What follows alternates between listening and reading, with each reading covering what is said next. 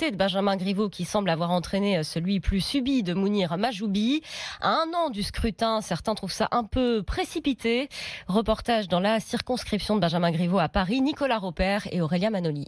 Pour ces Parisiens trentenaires installés en terrasse place de la République, les élections municipales paraissent encore loin, mais ils comprennent la décision de Benjamin Griveaux. Il vaut mieux partir tôt pour préparer le terrain. Il faut se faire connaître, il faut surtout convaincre. Tous ceux qui se présentent comme ça à des élections partent toujours avant, souvent du gouvernement, pour ne pas être trop affiliés au dernier sujet du gouvernement. Bonne chance à lui, parce que pour le moment on le connaît pas, il n'a pas de programme, il a rien. En pleine période de contestation pour le gouvernement, cette décision est plutôt un abandon pour Karine. C'est pas l'idéal, en plus vraiment à l'approche des européennes et dans un contexte des gilets jaunes, ça fait vraiment un petit peu carriériste en fait. Une fonction de porte-parole dans ces moments de crise, c'est vraiment clé. Enfin, je trouve ça maladroit en tout cas. Benjamin Griveaux et Mounir Majoubi, deux candidats au sein du gouvernement, c'était trop, selon le politologue Bruno Cotresse. La situation devenait concurrentielle et c'est cette priorité qui était de gérer la situation pour que La République En Marche ne donne pas le sentiment qu'il y ait des disputes internes. On a compris qu'il fallait sérieusement empoigner le dossier de l'élection municipale parisienne, très clairement. La majorité choisira en juin son candidat pour la mairie de Paris.